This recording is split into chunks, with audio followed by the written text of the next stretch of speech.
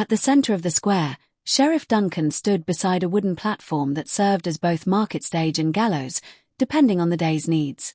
Today, it held a man. "What's happening, Mama?"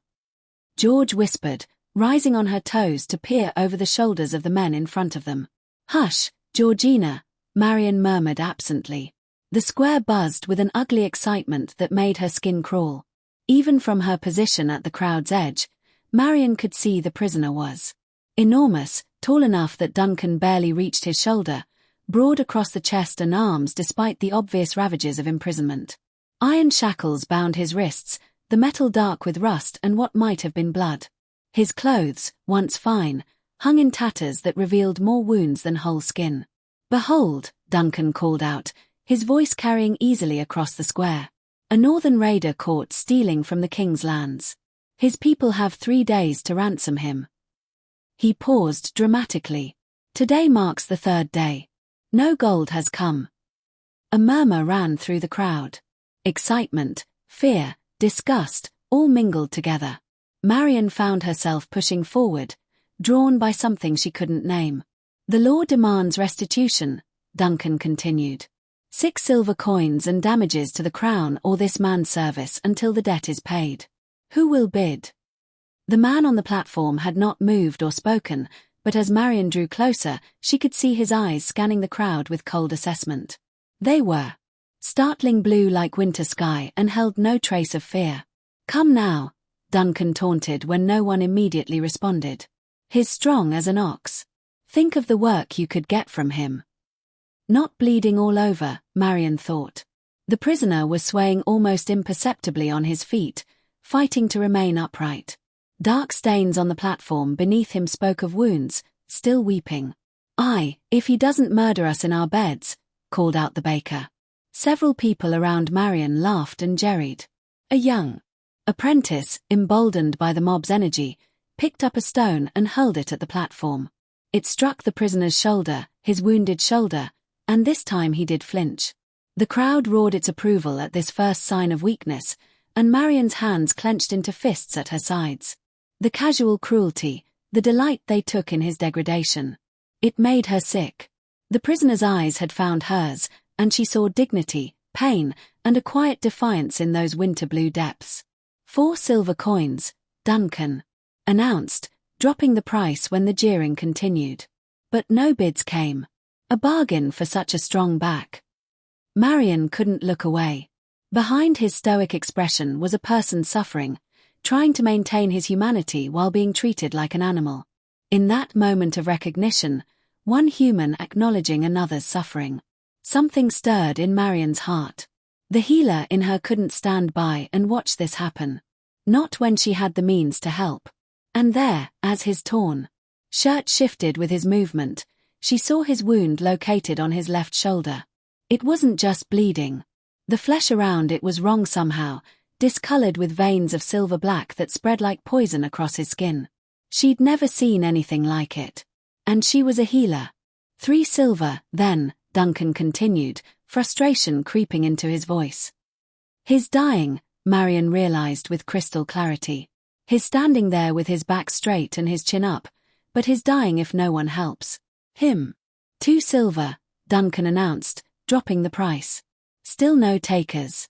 The crowd was content to gawk and jeer, but none wanted to actually purchase a prisoner. 20 then. "Come. Surely someone, I'll take him." The words fell into sudden silence like stones into still water. Marion felt every eye in the square turn to her, felt the weight of their shocked stares. "Marion," Duncan said, his voice carefully controlled, though Marion knew he must be enraged. He wanted to get rid of the prisoner. Yes, but certainly not at the expense of his late brother's widow, whose money he saw as his own. 2 silver coins, Marion said, reaching into her purse with hands that trembled only slightly. "You said final offer." "Mama," George whispered, but there was excitement in her voice rather than fear. 2 silver coins is all I have anyway, Marion continued, ignoring her daughter's whispered encouragement. She pushed through the crowd toward the platform. The coins clutched in her fist. The prisoner watched her approach with something that might have been wonder flickering in those startling blue eyes. Duncan's face had gone red above his beard. Marion, I forbid this. You cannot. You cannot forbid anything, Marion said quietly, mounting the steps to the platform. She held out the coins. I claim him according to the law. For a moment Duncan looked as though he might refuse, but they were in the market square, surrounded by witnesses, and the law was clear. He snatched the coins from her palm with barely controlled fury. So be it, he said through gritted teeth. But when he murders you in your sleep, don't come crying to me. Marion turned to face the prisoner. Up close, she could see the full extent of his injuries. Not just the strange wound on his shoulder, but cuts and bruises that spoke of rough treatment. Yet he held himself with dignity, even in chains. Can you walk? She asked. His brow furrowed, and then he spoke for the first time since she'd been watching. The words were liquid and musical, completely incomprehensible to her ears. Gaelic. He was speaking Gaelic, the language of the Highland clans. Marion's blood went cold. Highland. She'd just purchased a Highland prisoner.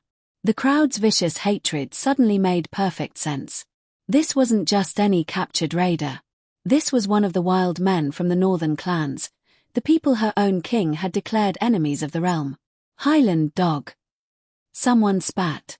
From the crowd, confirming her realization. Should put him down like the rabid beast he is. Marion felt every eye in the square boring into her, felt the weight of their shocked judgment. She'd defended him without knowing what he was. And now she was committed. Her temper flared. He's a man, she said sharply, loud enough for all to hear. A wounded man who needs healing, not your hatred. Duncan roughly unlocked the shackles, his face twisted with disgust. A Highland savage, he said loud enough for the crowd to hear. Here's your problem now, Marion. Don't expect help from me when you realize your mistake. Marion ignored him, instead offering her arm to support the prisoner as he stepped down from the platform. He was even larger than she'd thought. She barely reached his shoulder, but he accepted her aid with careful dignity, murmuring something in Gaelic that might have been gratitude.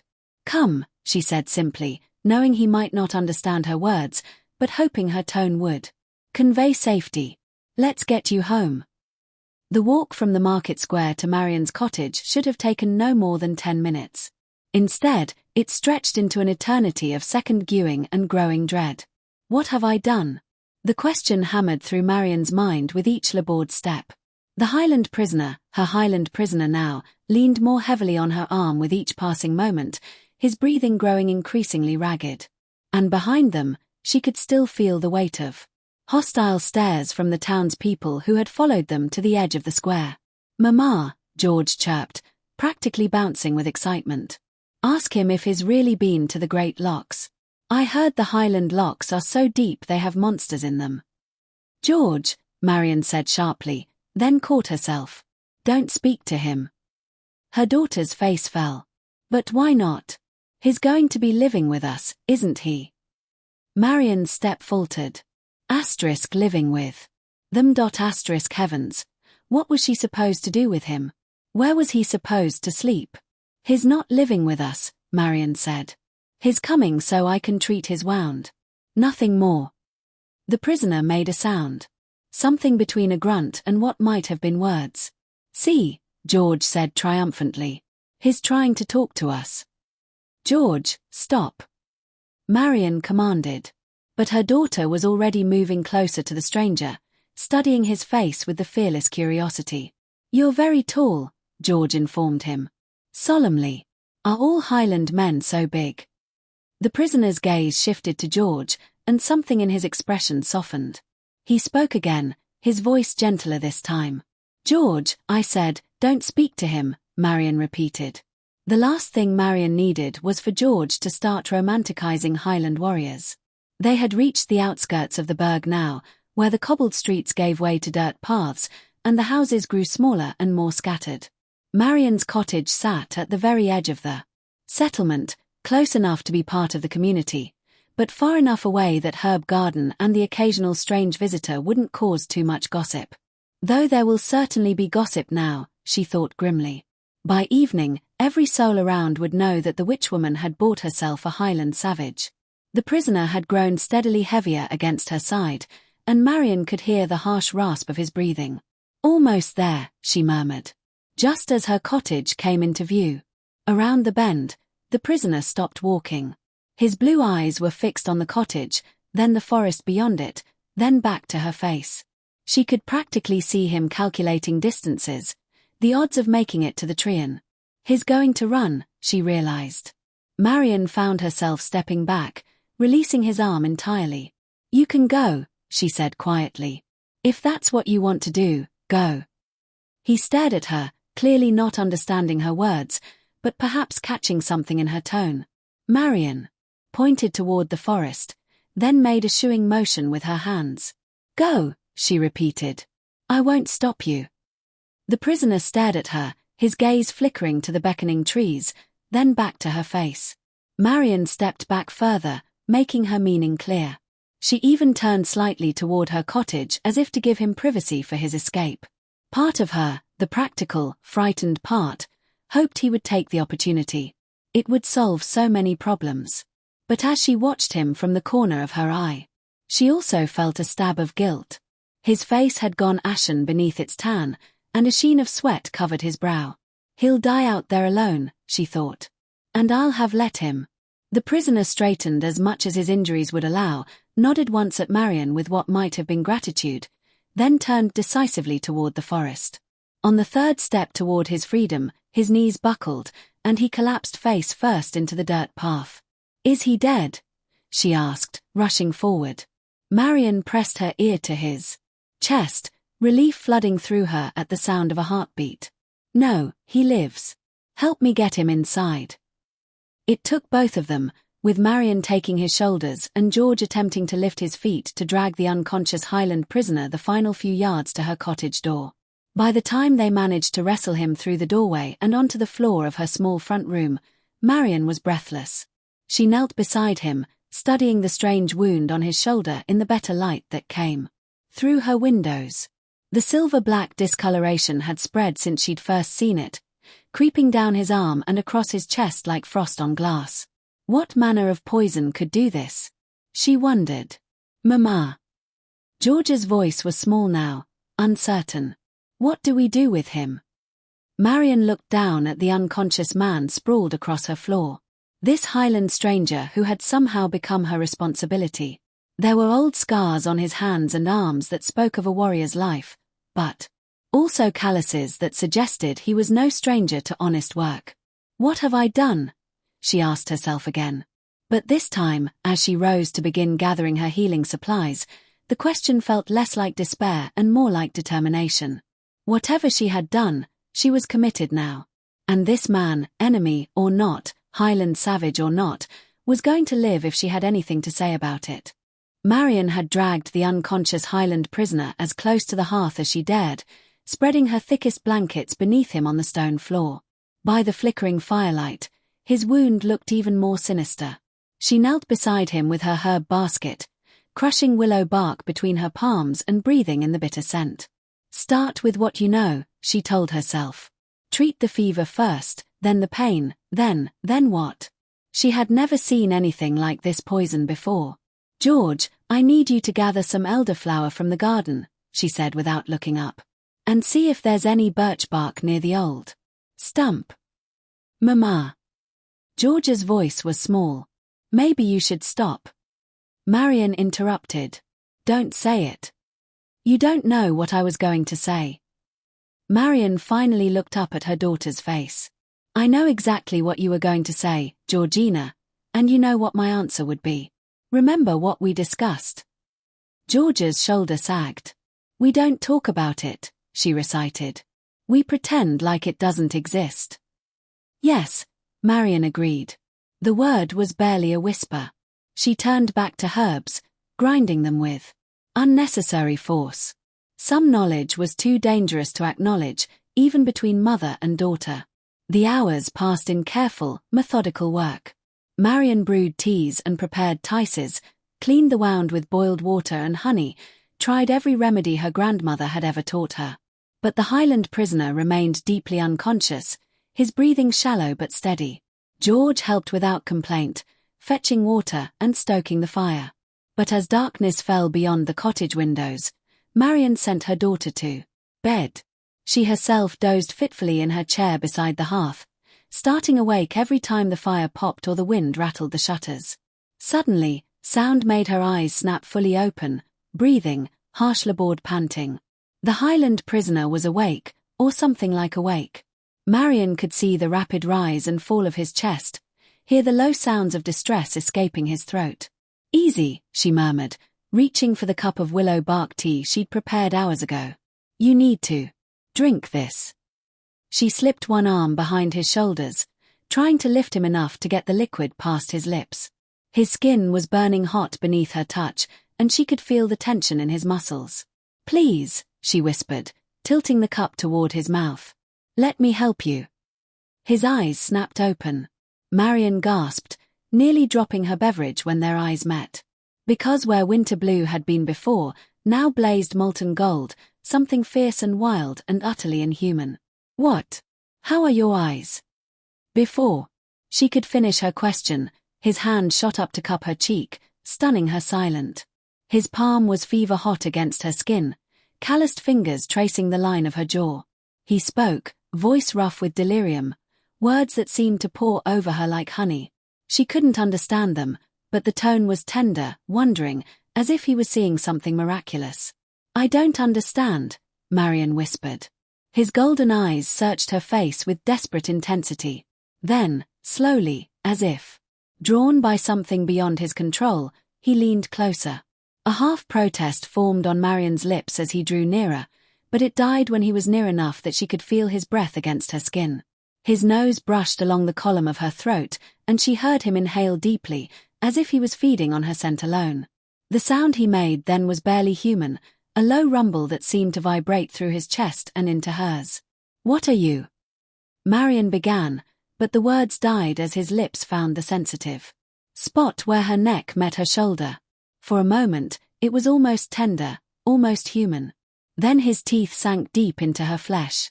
Marion's scream caught in her throat, emerging as little more than a strangled gasp. Pain lanced through her, sharp and shocking and immediate. But even as she tried to pull away, his arm came around her waist, holding her against him with impossible strength. "Why aren't you moving?" her mind screamed. "He's hurting you. Fight him." But the pain was already changing, transforming into something else entirely. Heat spread from the bite through her veins, and suddenly she couldn't tell if she was trying to escape or press closer.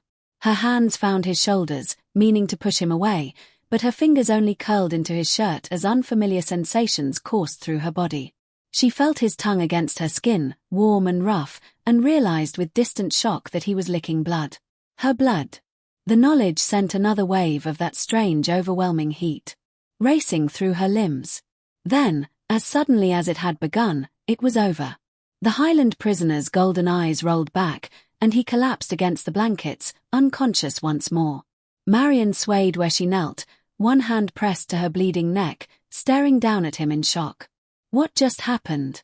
She stumbled to her feet on unsteady legs, moving toward the basin of water she kept by the window. Marion wet a cloth and pressed it to the wound, wincing at the sting. The bite marks were deep but clean, already beginning to clot. They would heal, she told herself. They would heal, and she would pretend this had never happened. But even as she cleaned the blood away, she could feel something changing inside her. It started as a warmth in her chest, spreading outward like ripples in a pond. Then the warmth became heat, and the heat became fire. And suddenly her entire body felt as though it were burning from within. Marion gasped, gripping the edge of the basin as her knees threatened to give way. The pain drove her to the floor. It was as if every bone in her body was breaking and reforming, every muscle tearing and rebuilding itself. She tried to scream, but no sound emerged, her throat locked tight against the agony. What did he do to me? She thought.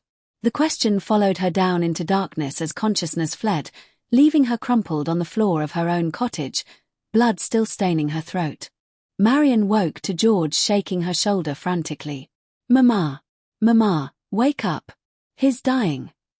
Marion struggled to consciousness, her body aching as if she'd been thrown from a horse.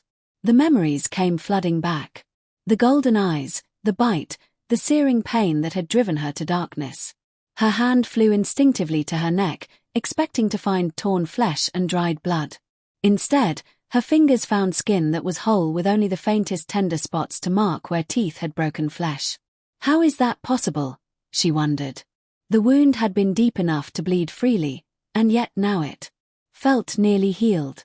Did I imagine it all? She wondered. But no, the tenderness was real, and when she pressed lightly, there was an odd sensitivity that sent an unexpected shiver through her. Not pain, exactly, but something else entirely. Mama. George's voice brought her sharply back to the present. Hurry.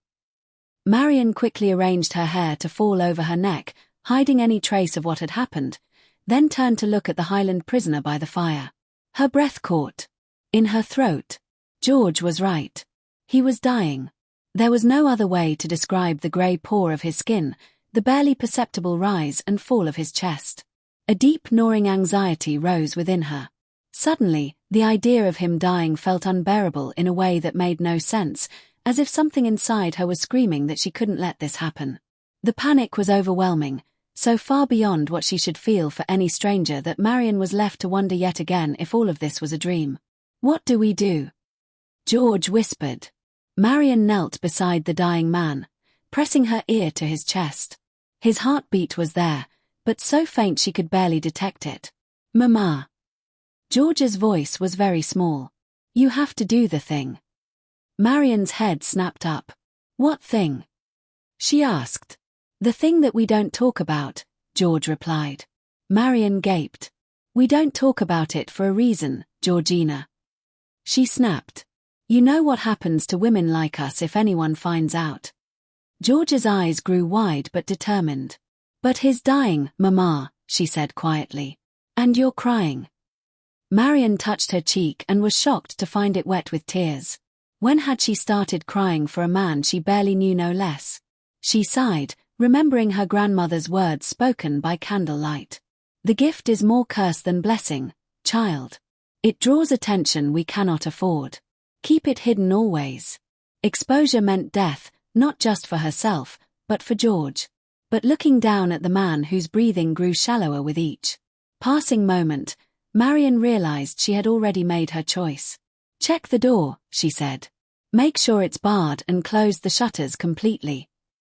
Marion knelt beside the Highland prisoner and placed her hands over his wounded shoulder.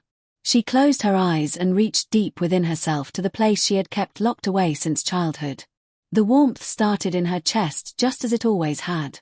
A gentle heat that spread down her arms and into her palms. When she opened her eyes, soft light emanated from her hands, golden and pure. But the moment her magic touched his wound, Marion gasped in shock.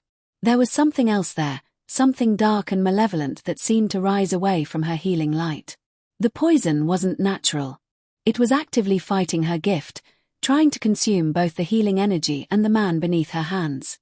What manner of weapon could do this? But beneath the darkness, she sensed something else entirely power. Wild primal energy that felt ancient and somehow familiar. It called to something deep in her soul, something that recognized it as other, like her, but different. As her magic encountered his, there was a moment of recognition, a touching of two energies that shouldn't exist in the world of men. His power felt like wilderness and moonlight, and for just an instant, it felt like home. The dark poison seemed to recoil from their combined energies. Marion watched in fascination as the silver-black veins began to fade, retreating back toward the original wound. You did it, Mama. George threw her arms around Marion's waist. You saved him. Marion stared down at her hands, still glowing faintly with residual power. Never again, she whispered, pulling George close. Do you understand me? I can never use this gift again. It's too dangerous. If anyone ever found out, I know, Mama, George said softly. I won't tell anyone. I promise. Marion was about to respond when a low groan drew her attention back to the Highland prisoner. His eyes fluttered open, clear blue now, no trace of the unsettling gold, and fixed on her face with confusion. He struggled to sit up, wincing as the movement pulled at his healing shoulder. His gaze moved from Marion to George, then around the unfamiliar cottage, his brow furrowing deeply. When he spoke, it was in rapid Gaelic, his tone questioning and wary. Marion caught the cadence of someone asking where and what, but the rest was lost to her. "Easy," Marion said softly. "You're safe. You were badly wounded." But the moment her hand touched his arm, his eyes snapped to her face with startling intensity. For a heartbeat, something flickered there. Then it was gone, replaced by weariness. What had she done? She had exposed them both, risked everything her family had worked to hide for generations. And for what? A Highland stranger who would probably run back to his clan the moment he could walk. Chapter 4. By evening, the Highlander had regained some strength. He sat, propped against the hearth wall, no longer grey with fever, but watchful. Marion found herself stealing glances at him, the way firelight played across his sharp features, how his blue eyes tracked her movements around the cottage. The weariness of the morning had been replaced by puzzled fascination as he looked at her, and Marion's cheeks warmed under his scrutiny. Worse, she nearly dropped the bowl of stew when their fingers brushed as she handed it to him. Her one consolation was that his eyes also widened slightly. At the touch, and she wondered if he'd felt it, too. That jolt of awareness she could not explain. He said something quietly, his voice a low rumble. "You're welcome," Marion replied, though she wasn't certain thank you was what he'd said. They tried to communicate through gestures and single words. He pointed to himself and said something that sounded like, "Ewan." She repeated it carefully, his name earning herself a devastating smile. Then clearing her throat, she pointed to herself. "Marion. Marion." He repeated, his accent wrapping around her name. George had been unusually quiet through the afternoon, often moving to peer out the shuttered windows. Now she stood at the small gap between the wooden slats, her body tense with concentration. "George, come away from there," Marion said. "Supper's ready." "I keep hearing things, Mama," George said without turning around. "Rustling like something's moving in the woods." Marion frowned. "Probably just a deer." The Highland stranger had gone very still at George's words. Even without understanding the language, he seemed to sense the tension. "I think," George's voice dropped to a whisper, "I think I saw a wolf."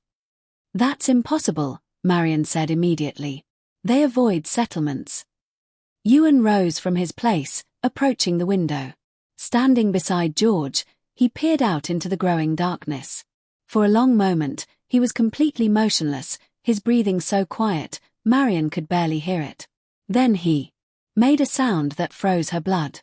It was low and rumbling coming from deep in his chest, a growl. Marion and George stared at him in shock, but he seemed unaware of their attention. His focus was entirely on whatever he saw or sensed beyond the glass.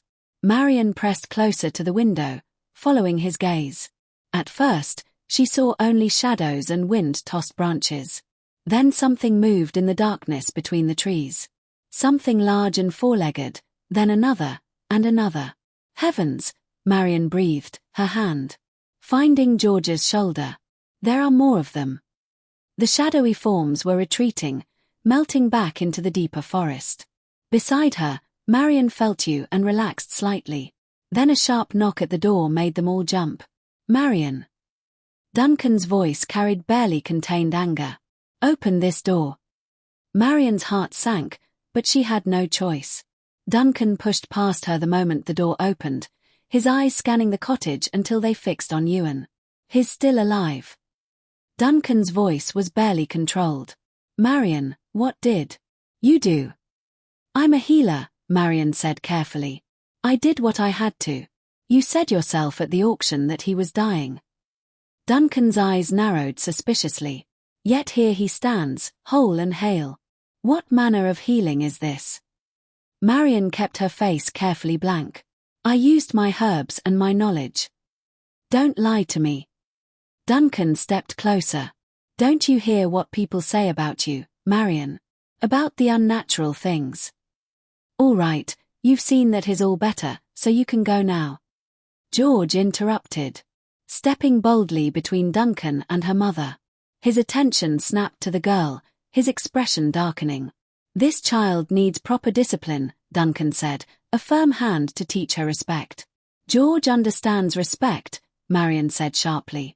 "She is running wild," Duncan continued, moving toward George with clear intent. "Let me show you what a proper father would." Ewan moved like lightning, flowing to his feet and placing himself directly between Duncan and George. He said nothing, but the look in his eyes was unmistakable. Duncan's hand moved instinctively to his belt knife. Ewan's response was to bare his teeth. "You dare threaten an officer of the King's law," the sheriff seethed. Duncan drew his blade, but Ewan's hand shot out faster than thought, and suddenly Duncan was disarmed and backing toward the door with his own knife at his throat. "Enough." Marion stepped between them. "You let him go. Duncan, he'll be gone by morning. I give you my word." For a long moment, the two men stared at each other with barely contained violence. Then Ewan stepped back, tossing the knife to clatter on the floor at Duncan's feet. "See that he is gone," Duncan said, his voice shaking with rage. "If I find him here come dawn, I'll have him arrested." He shot George one last dark look. "And we'll discuss this child's need for proper guidance very soon." The door slammed behind him with enough force to rattle the walls. "You have to leave now," Marion said to Ewan, her heart still racing. The latter nodded, understanding clear in his eyes despite the language barrier. He gathered his few possessions and followed her to the door.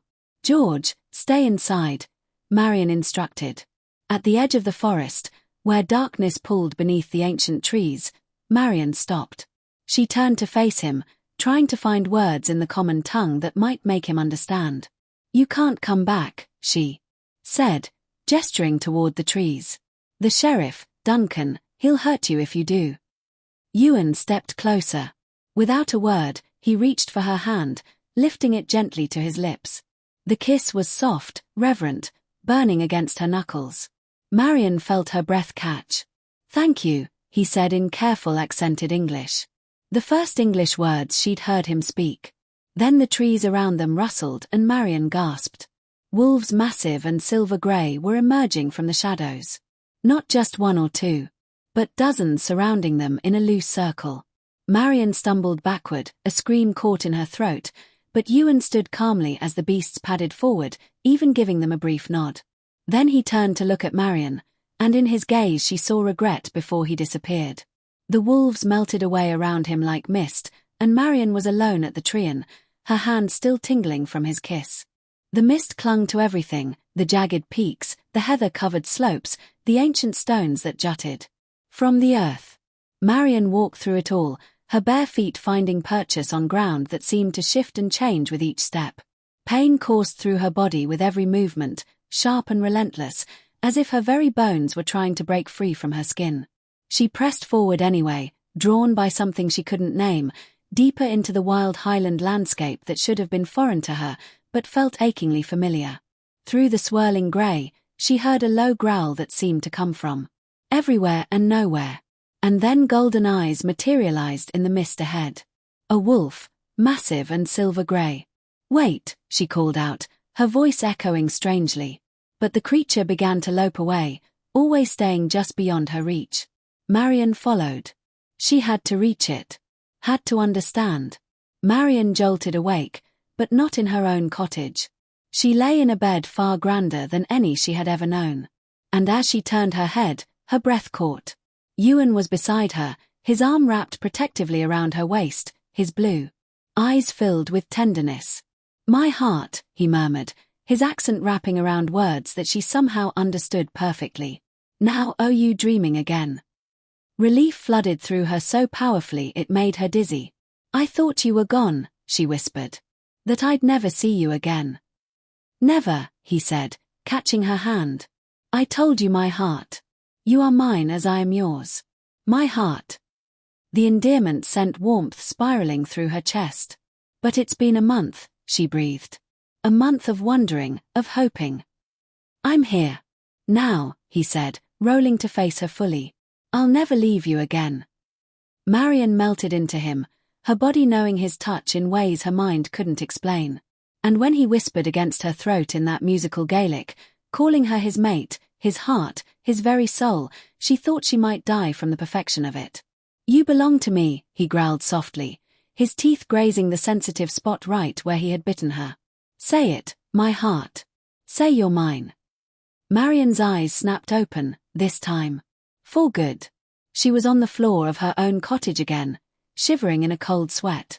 Oh no, she thought. Not again.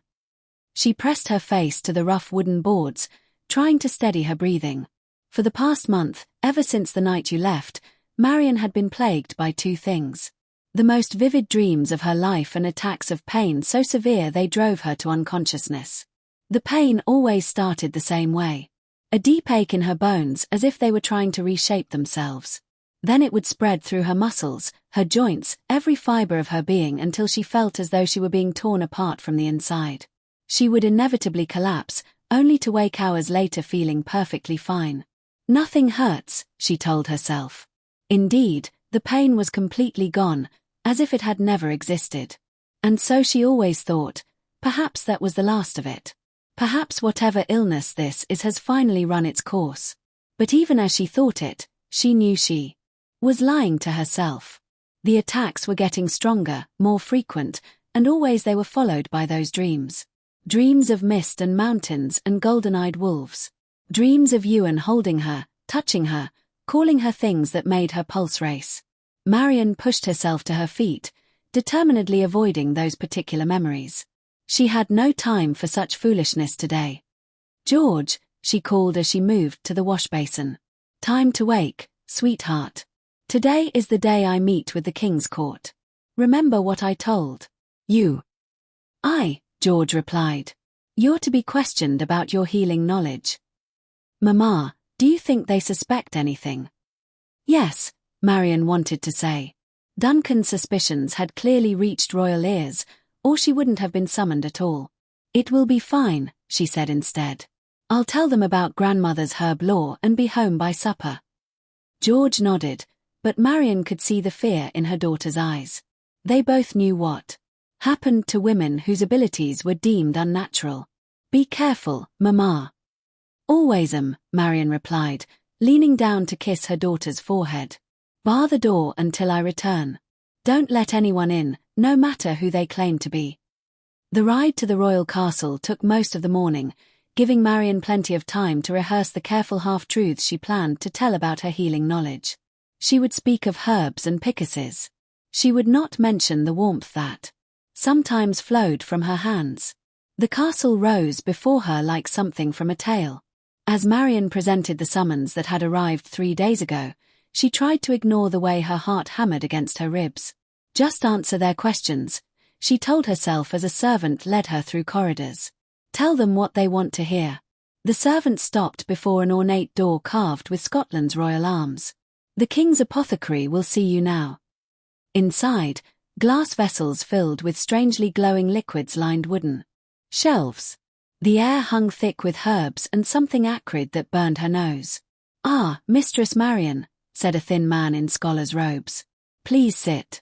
I am Master Aldrich, the King's chief apothecary." He looked up, and Marian's blood chilled at the intelligence in his pale eyes. "I've heard fascinating reports about your abilities." Marian forced her voice steady. "I know something of herb lore passed down from my grandmother." "Herb lore?" Master Aldrich smiled coldly. "Yes, that's what they all say, isn't it?" "I wouldn't know," she said carefully. "Come now," his tone sharpened. "Surely you're aware of what they call you. The witch woman who speaks to plants." Marian's heart hammered. "People talk," she said. "Most of it is nonsense." Master Aldrich circled her chair. "Then perhaps you can explain how a Highland prisoner dying from a poison that should have killed him within hours made a miraculous recovery under your care," he asked. Marian felt sweat beat on her forehead. "Sometimes the body heals itself," she attempted. In one night, his voice cracked like a whip. "I wound black with corruption suddenly clean and healing." Marian tried to calm her beating heart. "Please, Master. I don't know what you think I did, but unexpectedly the apothecary began to laugh. "Oh, my dear woman," he said, "you don't have to be afraid. There's something I need to show you." He uncovered a table at the far end of the room. A Highland warrior lay there, his skin bearing the same silver-black corruption she had seen on. For one horrible moment, Marian thought it was him, Ewan. Then she saw the face and felt relief so intense it made her dizzy. Beautiful work, isn't it? Master Aldrich stroked the corpse's arm. Concentrated wolf's bane extract with certain alchemical enhancements. It killed that beast in hours. Marian stepped back. How can you speak of a human being this way? She gasped. A human being? Master Aldrich looked puzzled. He wasn't a man. He was a beast. A wolf demon who refuses civilization. The king has decided if they won't bend the knee willingly, they'll be eradicated. And with my perfected formula, it will not be a problem. You're talking about genocide, Marian protested, wondering what he meant by wolf demon. I'm talking about pest control, the apothecary said. Which brings me to why you're here. You found an antidote to my poison. I need to know how. Marian frowned. I don't understand, she protested. The Highland prisoner you healed had been infected with this exact formula, yet he lived. Master Aldrich's eyes glittered. If I know how to counteract my own poison, I can make it even more effective. I won't help you murder people, Marian said, backing away. Oh, but you will. Master Aldrich's smile turned predatory. You see, I already know you use something beyond normal herbs, something that leaves no physical trace, but works nonetheless. The king is very interested in such talents.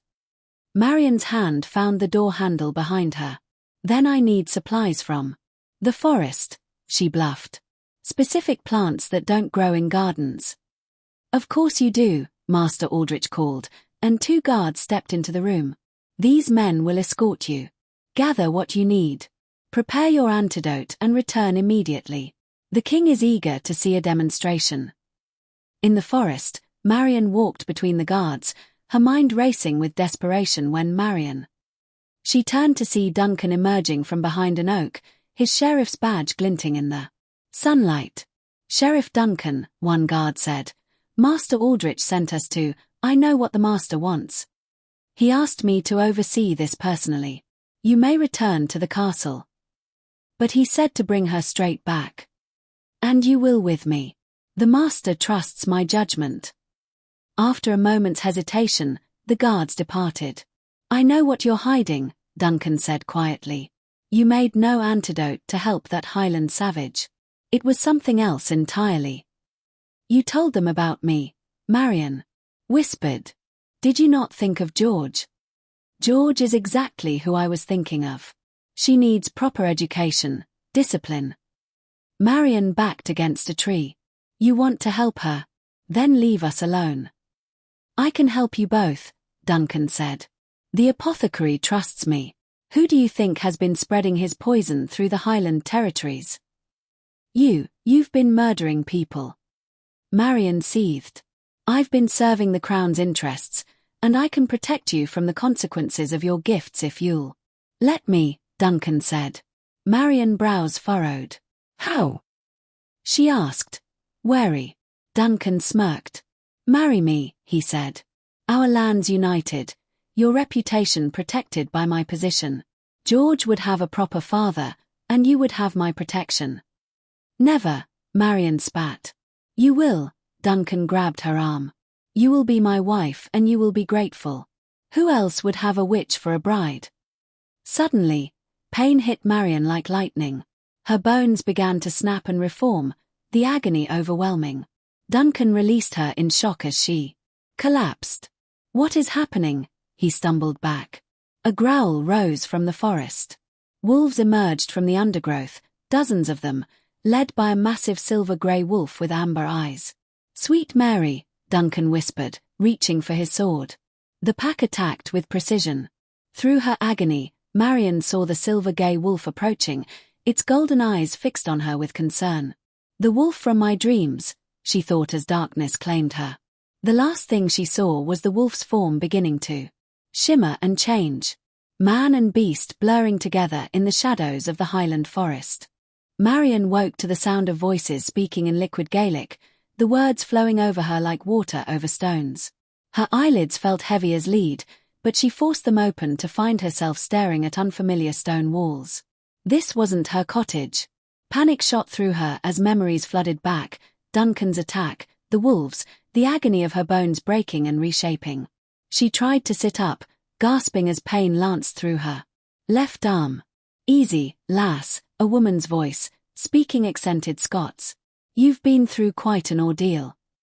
Marion turned her head to see an elderly Highland woman sitting beside the bed, her weathered hands busy with some sort of herbal preparation. "Where am I?" she asked. "Castle MacFarland," the woman replied. "I'm Morag, the clan's healer." Marion's mind reeled. A Highland castle. "Why bring me here?" she asked. "The chief ordered it," Morag said simply. "You've been unconscious for 2 days. The chief?" Marion tried to process this information. Why would a Highland chief care about, wait, 2 days? Marion interrupted herself as the full implications hit her. "I have to go home.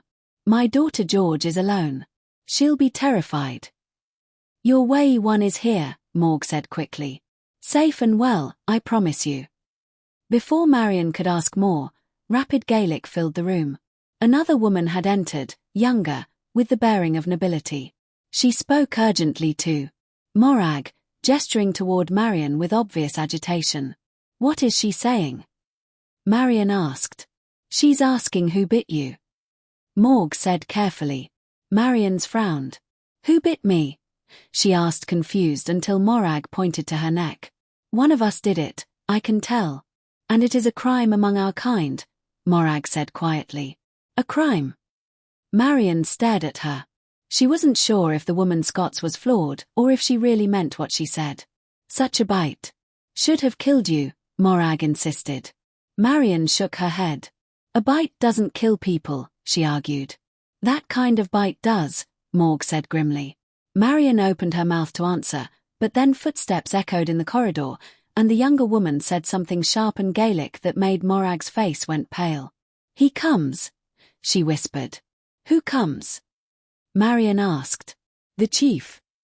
Both Highland women suddenly straightened, their casual manner replaced by formal deference. "The chief?" Marion asked. "I doubt your chief is about to walk into my..." The door opened and Marion's breath caught in her throat as a tall figure entered. For a moment, she couldn't see his face clearly in the shadows of the doorway. This was clearly a man of importance, the way both women immediately bowed their heads. A Highland chief, as they claimed. Was he here to see her for reasons she couldn't fathom? But then the man stepped into the light. And Marion's world tilted. Owen, the Highland warrior she'd bought at auction, the man who'd kissed her hand and left with a pack of wolves, standing before her as the chief of Clan MacFarland. "You're the chief," she whispered, the words barely audible. "You're there, chief." The man she'd thought was just another clansman, another warrior among many. The man she'd saved was one of the most powerful figures in the Highlands. Those winter blue eyes found hers across the room, and she saw him tense at her recognition, at the shock that must be written across her face. For a moment, Marion forgot the pain in her arm, forgot her confusion and fear. There was only Ewan, looking at her with an expression of such desperate relief that it made her chest tight. He crossed to her bedside slowly, as if she might vanish if he moved too quickly.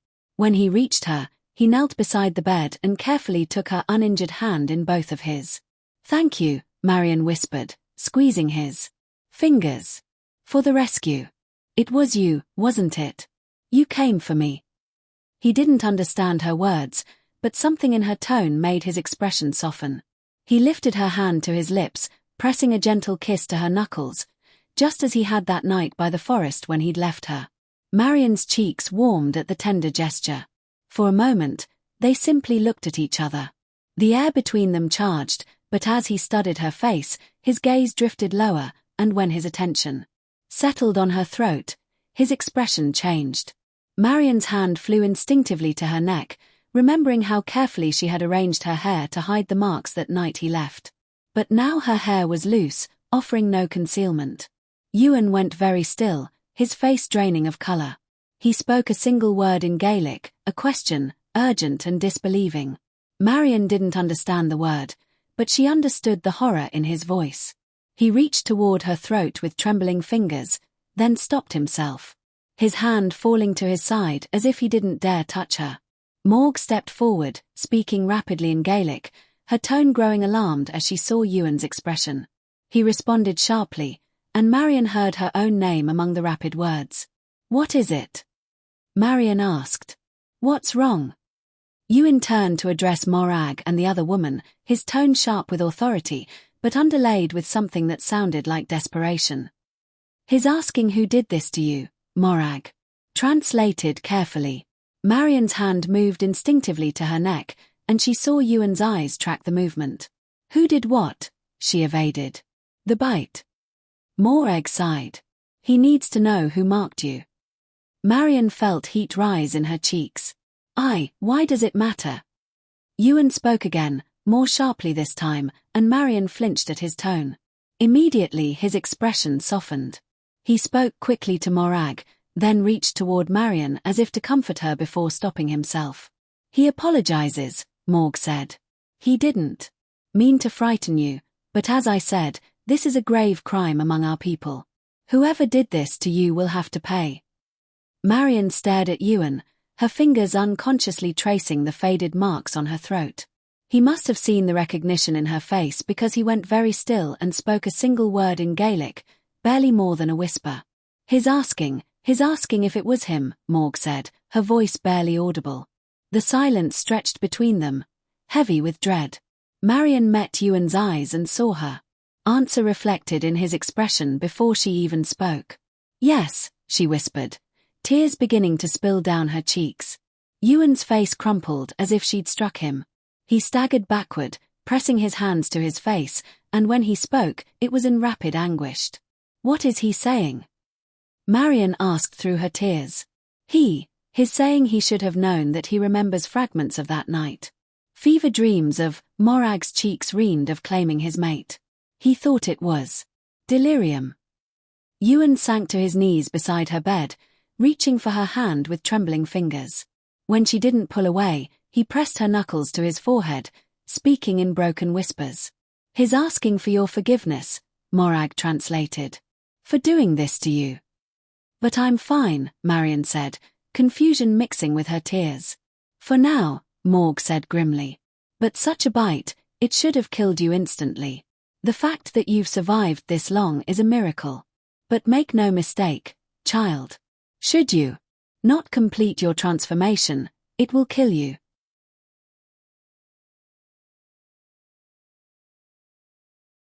3 days had passed since Marion learned the truth about Ewan's bite, and each one had been worse than the last. George had adapted to the strange new world with the resilience of childhood, explaining how the wolves that had rescued her had transformed into men right before her eyes, how they'd been brought here for Marion's safety. "I wasn't afraid, Mama," George had insisted. When the silver wolf looked at me, his eyes were kind, like he knew us. Marion found the concept harder to accept. These Highlanders could turn into wolves. The wolves she'd seen had been men. Ewan was one of them. And not only that, but she couldn't even ask him about it. Not just because they didn't speak the same language, but because he was never there. In those first hours after waking, Marion had expected him to visit. After all, he had risked everything to save her from Duncan and the king's men. Instead, he remained conspicuously absent. "Where is he?" she finally asked Morag on the second day. "The chief has many responsibilities," she answered carefully. Marion nodded, trying to hide her disappointment.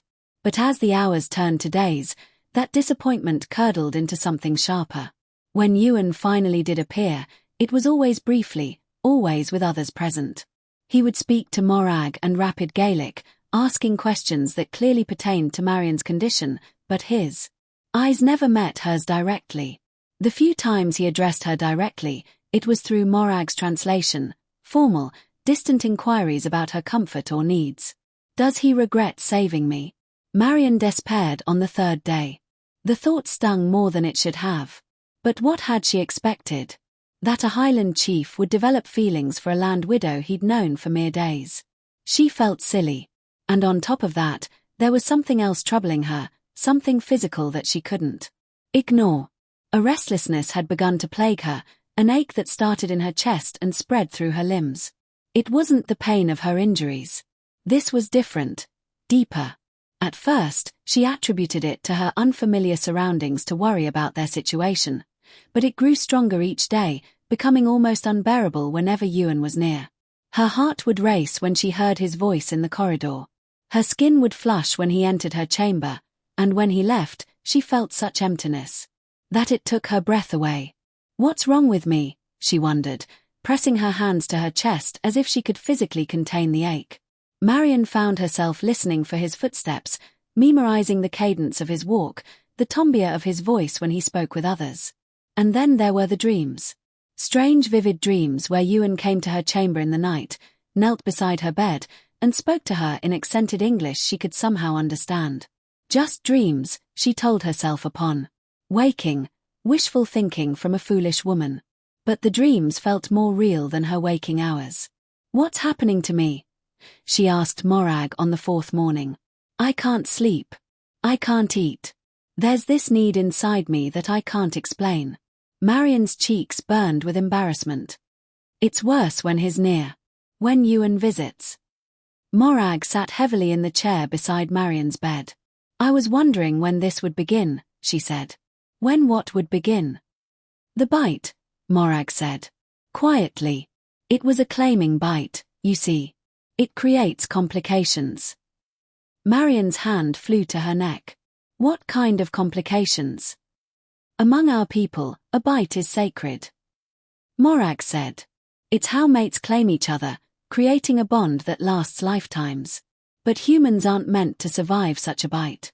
The fact that you have, suggests what? That your body is trying to change to become like us." Morag met Marion's eyes. "And that ache you feel, the need for his presence, it's the incomplete bond calling to its other half." Marion stared at her. "And him?" she whispered. "Does he feel it too?" Morg hesitated. "He believes he's doomed you with his mark. That your suffering is his fault." That evening, Marion lay awake, staring at the ceiling, Morag's words echoing in her mind. An incomplete bond, a change. Her body was fighting. Near midnight, her chamber door opened silently. Marion turned her head, expecting to see Morag with another herbal remedy. Instead, Ewan stood in the doorway. He approached her bed like a man walking to his execution, his face etched with pain. When he knelt beside her, Marion could see tears tracking down his cheeks. "You came," she whispered. He spoke to her in Gaelic, words she couldn't understand, but that sounded like a confession, an apology, a prayer. His hand shook as he reached out to touch her face. "I don't know what you're saying," Marion said, but she leaned into his touch anyway, starved for even this contact. Ewan's response was broken. Anguished. He pressed his forehead to hers and continued speaking in his native tongue. And though she couldn't translate the words, she could hear the despair in them.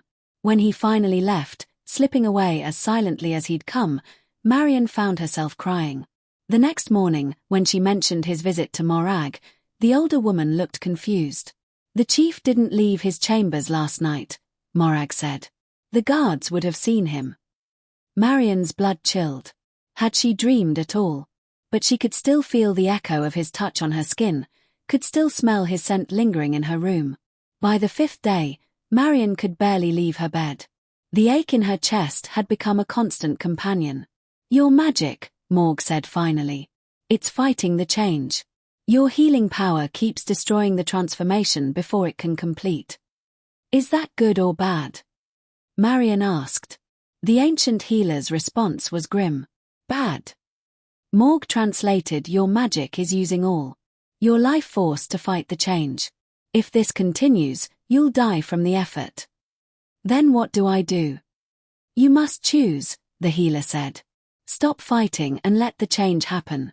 But most humans die in the transformation or keep fighting until your magic fails and you die anyway." Marion stared at the two women. "Those are my options. Die trying to transform or die fighting it."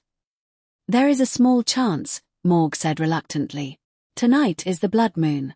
If you've truly made your choice, this is our best chance. Marion sat up. What does the moon have to do with it? The ancients discovered a ritual, Morag explained, to help witches who've been bitten. Marion opened her mouth to protest. I am no witch, she began. Only a healer. Morag sent her a dubious look. If you weren't a witch, you'd most likely be dead. Your magic has kept you alive, and we celebrate magic here, child. She paused as Marion let her shoulders sag. She'd never thought she'd meet people who'd celebrate the very thing she was always told to hide. The blood moon strengthens the wolf spirit, making the transition more survivable, Morag pursued. More survivable than 1 in 20. Marion asked bitterly. Morag's face softened. Perhaps 1 in 10 with the ritual. It's your only hope. Die fighting the change or die attempting it, Marion thought.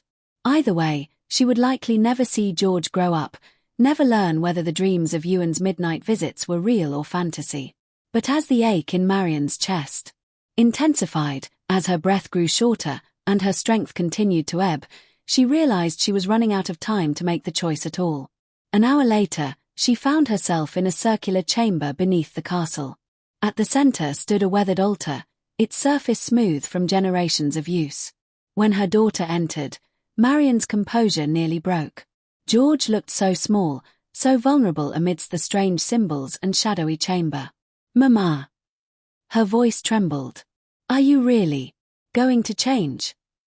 Marion held her close. I have to try, sweetheart. But if I don't survive, Morg will care for you. The clan has promised to protect you. When the door opened again, Marion expected Morag. Instead, Ewan stood in the doorway, his tall figure silhouetted against the torchlight. Marion's heart leapt, then plummeted as he entered with formal stiffness. He nodded to her, but kept his distance, speaking briefly to the ancient healer in Gaelic.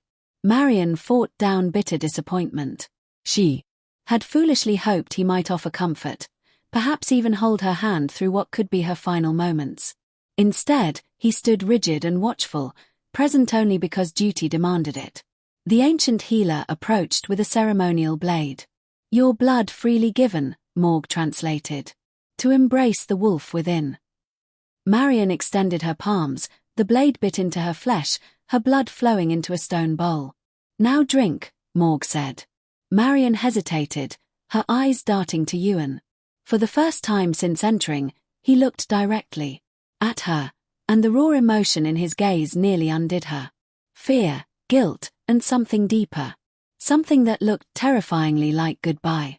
He thinks I won't survive this, she realized. He's already mourning me. With that knowledge burning in her chest, Marion drank. The liquid burned like fire down her throat, spreading through her veins like molten metal. Then the pain hit. Not the gradual ache of her previous attacks, but immediate, overwhelming agony that tore a scream from her throat. Her back arched off the altar as her bones began to break and reshape. Through the haze of torment, she heard voices shouting in alarm. But Marion's consciousness began to slip away, her life force draining with each tortured breath. She could feel herself dying, her magic and the transformation tearing her apart from within. Hold my hand, she wanted to Bhagwan. Please just hold my hand. As if hearing her thoughts, he pushed past the others to kneel beside her. His anguished face swam before her. Fading vision, his lips forming words she couldn't understand. She reached for him, desperate for one last touch, but her body would no longer obey her commands. Her consciousness slipped away. Marion stood in a misty glen that felt familiar, though she'd never been there. Ewan, she called. He was walking ahead away from her toward a precipice that dropped into nothingness. She ran after him, catching his arm just as he reached the edge. My heart, he breathed, turning to face her with wonder in his eyes. In dreams we can speak truly, though I do not deserve the honor of your words. What are you saying? Marion asked, stunned as his face crumpled with anguish. I've claimed you in madness when I was fevered, my beloved, he replied. I couldn't resist the call of our bond, and now I've destroyed you. Our bond? Marion whispered. The word carrying weight she was only beginning to understand. So Morag was right. They really did share a bond. The bond recognized what my conscious mind couldn't see. Ewan explained, his voice breaking. You were always meant to be mine, as I was meant to be yours. That's why I bit you. Why my wolf claimed you despite my human will. You were my destined mate. And I poisoned you with my love. You did no such thing. Marion protested, for his love certainly did not feel like poison, but rather like relief and rightness. Look how you fade, he protested. What kind of man kills the woman he loves? With his very touch. I cannot exist in a world where your light has been extinguished by my darkness. The bond that should have blessed us has become your death sentence. He pressed his hands to her face. I've avoided you these 3 days to give a fighting chance. I thought freed from our bond, your magic would perhaps be enough to save you. But I cannot let you die alone. I'll be with you soon, my heart, if you'll have me. Something cold settled in Marion's stomach. What do you mean you'll be with me soon? In whatever realm awaits beyond, perhaps I can beg your forgiveness across eternity, Ewan said, and horror flooded Marion. He looked back at her one last time, his face ravaged by despair. I love you, my heart. I'll never leave you again. And then before Marion could stop it, he stepped backward into the void. Marion's eyes snapped open to gasps and exclamations. She was surrounded by tear-streaked faces. George, Morag, the ancient healer, and several Highland warriors all staring at her as if she'd risen from the dead. Mama. George threw herself into Marion's arms, sobbing. We thought you were gone. You weren't breathing. Your heart stopped. I'm here, Marion said weakly. Her heart hammered against her ribs as she searched the faces around her. Ewan was nowhere to be seen. Where is he? The question tore from her throat. Her dream, the memory of Ewan's anguished face, his promises to follow her into death. Please let it have been just a dream. The warriors exchanged dark looks. One spoke in Gaelic, his tone heavy with finality. Marion's blood turned to ice. They've taken him to the sacred grove, Morag translated, her voice breaking. For execution on his orders. A scream tore from Marion's throat. The dream hadn't been a dream at all. It had been real. Ewan's goodbye, his promise to follow her into death, his step into the void. He meant it. Marion struggled to sit up, desperation and newfound strength surging through her transformed body. How far can we reach them? It's too late, Morg said sadly. They left at dawn for the grove of the first wolves. It's half a day's ride, and by ancient law, no one may interfere once the ritual begins. Marion felt a primal growl building in her chest. I'm not no one, she said. She pushed herself out of bed, ignoring George's protests and Morag's warnings. Her legs shook beneath her, but she forced herself toward the door. Marion, you're too weak, Morag began. His going to die thinking I'm dead, Marion said fiercely. I won't let that happen. She stumbled from the chamber and down the castle corridors, her bare feet slapping against cold stone. Every step was agony. Her body felt like it had been torn apart and badly reassembled. The magical exhaustion from her failed transformation hung over her like a shroud. I'm not fast enough. I'm not strong enough. Marion burst from the castle into the Highland morning, gasping at the shock of cold air. The sacred grove was miles away through rough terrain. In her current state, barely able to walk without swaying, she'd never make it in time. But she had to try. She began to run, or what passed for running with her unsteady legs. Within minutes, she was stumbling, falling to her knees on the rocky path, her body betraying her desperate will. Get up, she forced herself to her feet. Get up and run. Behind her, she could hear voices calling. Morag, George, the warriors. But she didn't turn back. She ran until her lungs burned and her legs gave out again. Got up and ran some more. I'm too late. I'm too weak. He's going to die. Marion felt tears streaming down her face as she forced her failing body forward. Every stumble, every fall, every moment of weakness was another second lost. I love him. I love him and I'm going to lose him because I'm not strong enough. Marion tried to push herself up and collapsed again. Her magic-drained body simply had nothing left to give. She lay there on the highland earth, gasping and broken, feeling Ewan's pain through their bond and knowing she had failed. No.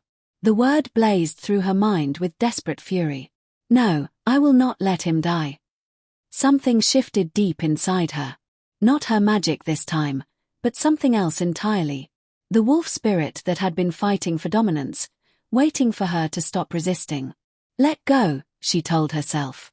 Stop fighting. Let it happen. Pain exploded through her body as bones cracked and reformed, but she gritted her teeth and held on. Her spine elongated, muscles tearing and rebuilding. But instead of unconsciousness, there was power. Wild, primal, magnificent power flowing through her transformed form. When the agony faded, Marion stood on 4 legs with silver, white fur and golden eyes that could see for miles. The transformation felt as natural as breathing, as if this had always been her true form. Without another thought, she bounded across the highland landscape, covering ground that would have taken a horse hours in mere minutes. Her new senses guided her. The scent trail of the pack, the pull of the bond that connected her to Ewan's heart, and the desperate need to reach him before it was too late.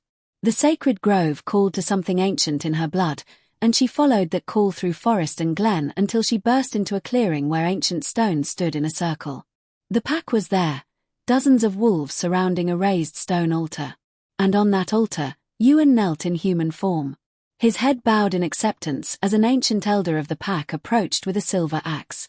Marion shifted back to human form without conscious thought, her voice carrying across the grove with supernatural power. Stop, the ancient elder snarled, but Ewan's eyes widened in shock. She lives, someone whispered in her tongue. The human lives.